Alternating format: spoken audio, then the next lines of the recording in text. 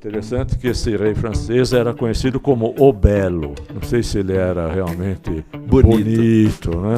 Então, renúncia do Papa de Roma, que era o Gregório XII. Deposição do Papa de Pisa, que era João XIII. E excomunhão do Papa de Avignon, que era o Bento XIII. Bom, esse Papa, no fim, ele volta ao comando lá para Avignon, mas ele é considerado como antipapa e é deposto. E isso daí surge através de Pedro Valdo, por isso que chama Valdenses. Nós devemos, aqui no Ocidente, a manutenção da Escritura, a manutenção da Bíblia, à Igreja Católica Apostólica Romana. Olá, eu sou o Wilson do Amaral Filho, pastor da Igreja Presbiteriana de Jundiaí, e estamos aqui com você, muito obrigado por sua audiência, realizando um podcast a respeito de história da Reforma Protestante. E nós queremos agradecer a você, a sua participação, a sua companhia, pedimos que você interaja conosco, mas também queremos lhe dar todas as informações que temos. O nosso palestrante é o presbítero Vlander Zickel, ele é membro da nossa igreja, presbítero emérito da nossa igreja, e ele tem oferecido seus serviços à igreja há muitos anos já, dentro da linha de preparação de novos membros e da linha de história da igreja. Boa tarde, presbítero Vlander. Boa tarde, vamos em frente então. Agora abordando um pouco sobre os movimentos já de oposição, né, à igreja, começando com os valdenses. Né? Vamos falar um pouquinho dos valdenses. Vamos. Valdenses também chamados valdensianos, né, uma denominação cristã ascética. Né? Bom, o que é ascética, ascetismo? É como uma entidade que se baseia para obtenção, para conseguir lograr, né, sucesso numa disciplina e um autodomínio, domínio próprio, né, comportamental. Sim. Então, aquele que através da disciplina e do comportamento rígido, disciplinado, estrito do corpo e da alma, ele entende manter essa comunhão com o próprio Deus. Né? Entendo. Nós temos vários exemplos hoje, né, que funcionam assim, como aquelas comunidades que vivem separadas, né, tem nos Estados Unidos, os Amish, tem menonitas também. Sim. No Paraguai, em outros lugares aí, né, que são exclusivistas, né, é totalmente diferente. E isso daí surge através de Pedro Valdo, por isso que chama Valdenses, no sul da França, mais especificamente em Lyon. Né? Como é que é a história? Né? Se diz que Pedro Valdo ele tomou conhecimento do que existia de relato bíblico na época, e após isso ele passa por uma autorreflexão e ele abandona. Ele era uma pessoa de um nível de classe rica, vamos dizer assim. Ele abandona, o que ele faz? Ele vende as propriedades, mantém uma só para a família dele. Ele tinha, não sei se 6 ou 8 filhos, alguma coisa assim. Sei. E ele sai o tempo todo pregar. Ele está pregando e ele já tem os seus seguidores, eles fazem votos de pobreza, eles se vestem como mendigos, né? Tanto que eles passam a ser chamados depois como uma classe mendicante, tá? De mendicância, e roupas bem simples. Ele diz a história que eles não se preocupavam nem em preparar as próprias refeições, eles comiam do que o povo lhes oferecia. Né? Jejuavam às segundas, quartas e sextas, tá? E já começaram a combater, por exemplo, as ações do papado. Eles negavam o poder do Papa e da Igreja Católica com base em Atos 5:29, que diz: mais importa obedecer a Deus do que aos homens. Sei. Então imagina alguém naquela época se referindo assim ao mandatário, né, da Igreja. Outras coisas que eles vão... só para saber, a orientação religiosa deles, né, porque embora fosse tratado como uma seita... Mas após a Reforma Protestante, né, no século XVI, eles acabam adotando o calvinismo. Certo. Tá? Tanto que perdura até hoje. Né? Eu também não sabia, fui ver, mas tem igrejas, pequenas igrejas hoje, tem nos Estados Unidos, tem na Alemanha, na França, naturalmente, na Itália, na Argentina, no Uruguai e no Brasil. Eu imagino que esteja no sul do Brasil, né, que pode ter lá. A influência europeia. Mas a heresia, né, que eles foram considerados hereges, foi a partir de 1184. Foram considerados uma seita herética e foram perseguidos, né? Em 1184, esse mesmo ano, o Papa Lúcio III fez como que uma inquisição sobre eles. Tá? O começo da Inquisição é nesse período? Pelo menos que a gente tem noção assim, que começou, aqui tem os valdenses, mas tem nessa mesma época aqui, tem os cátaros, que inclusive era gente de dentro da igreja. Teve inclusive um papa que ele abraçava a teoria dos cátaros. Tá? Sei. Só que como confrontava com o poder político da igreja, esse papa acabou sendo calado, né? E os cátaros foram perseguidos a ponto de terem que sair, por exemplo, da Itália, da Alemanha, se refugiar na Espanha e outros lugares. Só que foram se refugiar na Espanha, que era altamente inquisitor, né? E aí a maioria deles, todos foram excomungados e a maioria foi executada. Mas eram movimentos, tem vários aspectos, tem alguns dados aqui, mas esse eu não me aprofundo, porque eu também não conheço profundamente o assunto. Tá. Mas depois pode mencionar. O que se pode notar nessa época também é um esforço muito grande da religião oficial, vamos dizer assim, suprimir, eliminar qualquer movimento que se atrevesse a ir contra o sistema. Exatamente. Era de abafar mesmo os movimentos. Quer dizer, era uma ditadura religiosa assim, de grande capilaridade, né? Porque eu posso imaginar que você estando numa sede papal, você teria que ter muita gente espalhada por todo o território a fim de conseguir obter a informação de quem estava indo contra o direcionamento promovido pela igreja. Então, as notícias deveriam andar o mais rápido possível dentro daquela época, no sentido de crescer a perseguição contra pessoas que se opunham ao sistema religioso oficial. Era movimento de repressão, realmente. Uhum. Tá? É interessante que, um pouco antes de 1184, quando todos eles foram perseguidos e foram excomungados, né? Em 1179, portanto 5 anos antes, o próprio Pedro Valdo foi e participou do 3º concílio de Latrão, na cidade de Roma. Né? Uhum. É latrão, né? Eu sempre brinco com não é ladrão. Né? É latrão. Ele falou com o Papa Alexandre III. Valdo explicou como que ele entendia o cristianismo, né? E o Papa até lhe concedeu aprovação e permissão para continuar pregando em Lyon, mas desde que ele obtivesse autorização na paróquia local, o que acabou não acontecendo.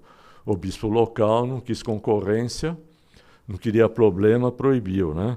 E aí, a partir daí, então, logo depois, eles acabaram sendo proibidos de pregar. É porque a tese dele era primeiro obedecer a Deus e depois obedecer aos homens. Exatamente. Tá? Eles se opunham, né?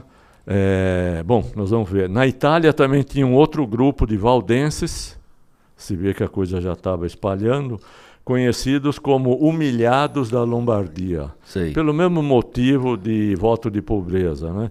Lombardia, a capital é Milão, né, que é uma das engrenagens mesmo da economia italiana, sempre foi. Sei. Tá? E eles chegaram a propor um rompimento total com a Igreja Católica, pois negavam a autoridade papal e contestavam alguns princípios do catolicismo, como a crença do purgatório, o culto aos santos, negavam a importância das relíquias sagradas e chamavam a Igreja Católica pejorativamente de viúva do Apocalipse. Não é à toa que houve perseguição, Que né? teve perseguição. Porque né? eles estão eliminando crenças que são fundamentais para a igreja. E que já vinha de milênio, né? Como o purgatório, como o culto aos santos, como a importância das relíquias. As relíquias eram um instrumento de obtenção de recursos também, não era? De recursos. Mas aí nós vamos ver na Alemanha o que um cara fazia lá. É mesmo? Um príncipe, Agora, Pedro Valdo contribuiu de alguma maneira para que a Bíblia fosse conhecida? Sim, ele foi responsável pela tradução para o francês um dialeto, né, que chamava provençal, Sei. em 1176. Né? Esse idioma provençal é um dialeto falado naturalmente na França, mas restrito à região de Lyon, Grenoble, que é tudo ali próximo ao sul, né, perto de Nice, e fronteira também com a Suíça e a própria Itália. Você Tá? conhece, sabe se essa tradução da Bíblia ainda tem circulação? Não, isso eu não... Sabe. Talvez dentro das igrejas dos valdenses Ainda prevaleça. ainda prevaleça, né? Entendi. Eu diria mais na França, na região, na Europa, né? Sei. Porque depois eles acabaram adotando o calvinismo. Aham, Então, muito provavelmente, eles caíram para as outras versões. tá certo. Apesar que Calvino, também por ser francês, então pode estar interligado, né? Pode. Tá. Outra coisa, na época, que vai causar problemas para a igreja, primeiro, então, que a gente vê os valdenses, os cátaros que nós mencionamos aqui, é um outro detalhe, mas o chamado grande cisma do Ocidente, que é a divisão dentro da igreja, dentro do catolicismo romano. Não é o cisma entre o catolicismo romano e o ortodoxo. Sei. Isso é outra coisa. Mas dentro da própria igreja. Quando chega a acontecer o quê? Uma situação onde nós vamos acabar tendo o domínio da igreja, a coordenação da igreja, por 3 papas simultaneamente. Misericórdia, não bastava um? 3, né? Como é que eles conseguiram dividir o poder? O poder. Então, o chamado Papa Bonifácio, isso daqui tem tanta mudança que não há quem consiga guardar de cabeça, né, saber todas as datas. Por isso que tem na apostila para os meus alunos aí na classe seguir e se inteirar, né? Mas o Papa Bonifácio VIII, está aqui de 1294 a 1303, ele lutou pelo poder com o rei francês Filipe IV. Sei. É interessante que esse rei francês era conhecido como o Belo. Não sei se ele era realmente bonito, né? Então, mas com a morte desse Papa Bonifácio, esse rei Filipe IV, ele pressionou a igreja e conseguiu eleger um Papa francês. Então, você vê a ação política, que foi Clemente V. Né? Mas o que ele fez? Não, esse Papa vai ficar em território francês, que é para ele poder ficar em cima e ditar, né, o que ele quisesse. Né? Sei. E o trono do Papa em Roma ficou vago. A sede do papado, então, é transferida para Avignon, fica no sul da França, e fica no período de 1309 a 1377. É conhecido como o Cativeiro de Avignon. Quase 70 anos. Durou exatamente 68 anos. Pois é. Se for lá em Avignon, ainda tem as construções que foram feitas, onde ficava então o comando da igreja. Até hoje tem lá, né? Ah, sim. Tá. Porém, depois a coisa foi mudando, né? A sede acaba voltando para a Itália. Tem um novo Papa, Urbano VI, cardeal de Bari, Itália, que assume a direção da igreja e pressiona para a coisa voltar em Roma, para o papado voltar em Roma. Sei. Né? Porém, tem alguns cardeais que estão unidos à rainha Joana I de Nápoles. E Nápoles, ou Nápoles para nós, né, na Itália, era aliada dos franceses. Então, veja só, contra o próprio norte da Itália, Sei. que tinha outros interesses, com os ingleses, coisa e tal. E eles forçam a barra e elegem o cardeal de Genebra como papa. Por quê? Porque Genebra é o cantão suíço onde se fala francês. Então, como tinha os interesses com a França, você vê toda a manipulação política, né? Bom, esse papa, no fim, ele volta ao comando lá para Avignon, mas ele é considerado como antipapa e é deposto pelo próprio cardenalato. Sei. Tá? Bom, vai chegar uma hora, para a gente não ficar tão enjoativo o negócio aqui, que o Concílio de Constança convoca para 1414.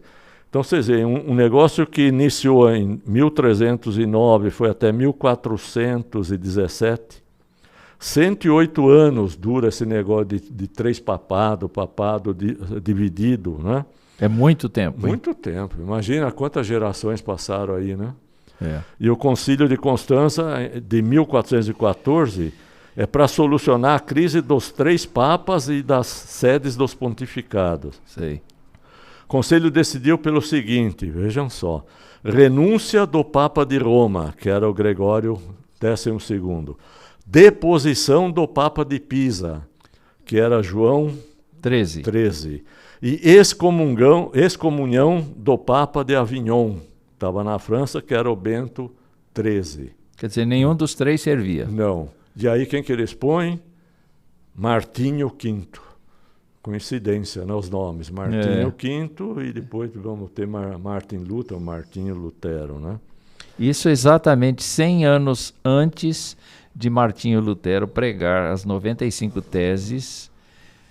Fixar em Wittenberg. Eu creio que nós deveríamos pensar um pouco agora, eu não vou trazer dados históricos aqui, mas simplesmente pensar como é que a Bíblia e o cristianismo, nas suas raízes, permaneceu no decurso das gerações, nessa confusão, nessa briga de poder, nessa luta. Nós devemos, aqui no Ocidente, a manutenção da Escritura, a manutenção da Bíblia, à Igreja Católica Apostólica Romana, porque ela foi um veículo que afinal de contas, tendo as suas lutas internas, como a gente está vendo aqui neste episódio, todavia, isso mostra como Deus age. Ou seja, do ponto de vista de conversões, do ponto de vista de manutenção da sua palavra, Deus manteve aqueles que muitas vezes estavam enclausurados, aqueles que muitas vezes eram analfabetos, aqueles que viviam num regime de semi-escravidão. Todavia, no coração das pessoas havia aquele novo nascimento. Aquele nascimento que Lutero demonstrou que, por estarmos depravados totalmente e sermos totalmente incapazes, Deus providenciou. E, de fato, nós precisamos acreditar no fato de que em cada geração Deus nunca se esqueceu de salvar pessoas e de trazer pessoas para o conhecimento do Evangelho. Exato. E a gente observa, né, quando chegamos mais em Lutero, que existia mesmo dentro da igreja pessoas, sacerdotes vocacionados. Sei. Nós vamos ver a diferença comportamental de sacerdote italiano para sacerdote alemão, inclusive. Tá certo. E que mantinha uma linha, é impressionante o depoimento de alguns que a gente tem aqui também, na Alemanha, a compreensão que eles tinham da salvação, né, da obra expiatória de Jesus. É impressionante como naquela época, coisa que hoje muita gente tem uma dificuldade tremenda, e o pessoal tinha perfeito entendimento. E os escritos, eles foram, uma grande maioria, preservados nos próprios mosteiros. Sim. Tá? Apesar de mosteiros que nós conhecemos por atos de depravação, assassinato, mas é a fonte que resguardou os escritos, tanto científicos quanto os próprios escritos bíblicos. Sim. Iam sendo copiados e disseminados, mantidos. Mas esta é uma história para outro episódio. Exatamente. Eu quero agradecer, Wander, por sua cooperação neste episódio. Quero convidar você para interagir conosco pelas nossas mídias sociais e dizer que nós esperamos você no próximo episódio. Até logo. Até logo. Até mais.